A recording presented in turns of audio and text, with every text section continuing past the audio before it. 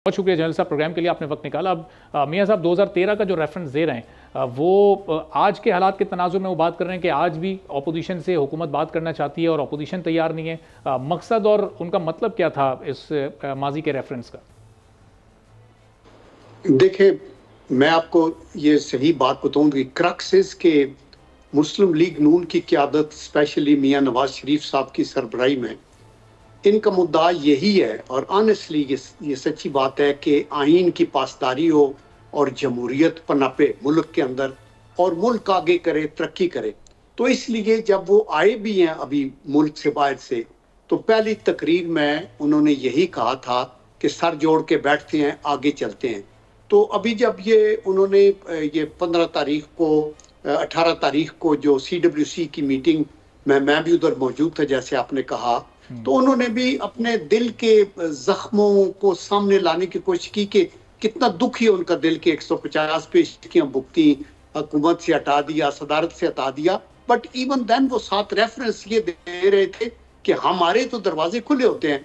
और उन्होंने ये बात की कि मैं 2013 में इमरान खान साहब, उनका मोहतरम इमरान खान साहब के, वो तो ये चोर टाकू वाली बात करते हैं, उन्होंने कहा मोहतरम इमरान खान साहब के पास मैं गया। और इसके अलावा भी उन्होंने फिर कश्मीर की हुकूमत का बताया कि PPP की हुकूमत थी और को हमें बताया गया कि नो कॉन्फिडेंस एनी टाइम हो सकता है, हमने कहा नो। इसी तरह फजलुर रहमान साहब ने कहा था कि KP की हुकूमत हम बना सकते हैं, तो मियां साहब ने कहा no, majority party Tehreek Insaf की है, उन्हीं को बनाने दे। और एक और बात जो वो मिस कर गए वो ये थी कि जो गवर्नर था इसमें सिंध के अंदर इशरतुल इबाद, वो MQM के थे और वहां हम अपना गवर्नर लगा सकते थे, हमारी हुकूमत थी। उन्होंने कहा नो, ये उखाड़ पिछाड़ जो है ये ठीक बात नहीं है। और उसके बाद मियां साहब ने ये भी रेफर नहीं किया कि जब इमरान खान साहब गिरे थे स्टेज से और उनको चोटें आई थी, हॉस्पिटल गए थे, तो मियां साहब उनको हॉस्पिटल में पूछने गए थे।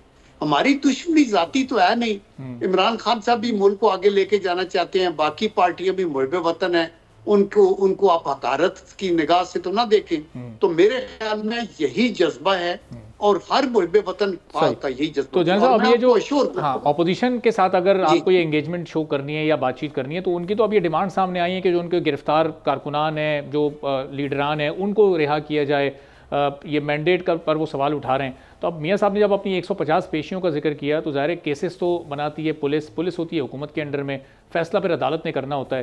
तो मियां साहब क्या अपनी इस हुकूमत को भी ये ताकीद और हिदायत करते हैं कि ये पॉलिटिकल केसेस ना बनाए जाएं या किसी एक शख्स पर एक की जगह 4-4, 5-5 केसेस ना बनाए जाएं, जिसकी चंद एक मिसालें इस माजी के 1-1.5 साल के अरसे में मौजूद हैं?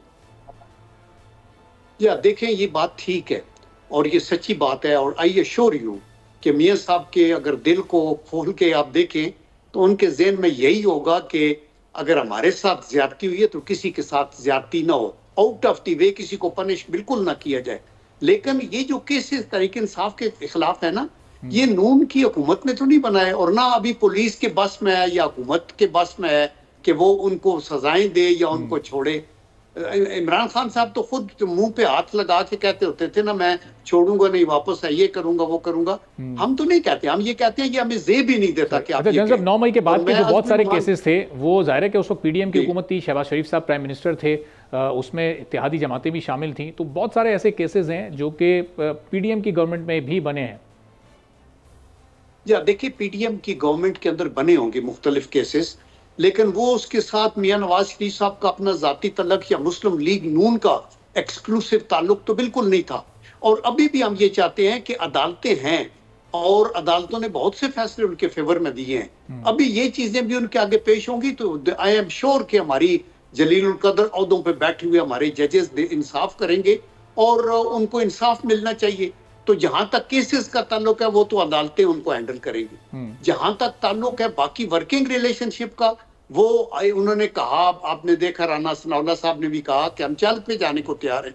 तो मेरा मतलब ये है कि देखिए, इमरान खान साहब के कद काठ में फर्क बिल्कुल नहीं आएगा कि अगर वो इस चीज को कहें कि ठीक है वर्किंग रिलेशन हो गया, हमारा अपना असूल है, हमारा मैनिफेस्टो है, हम बहुत सी चीजों पे तनकीद करेंगे, बेशक वो करें। लेकिन ये कहें कि हम इनसे नहीं बात करते, हम एस्टेब्लिशमेंट से करेंगे,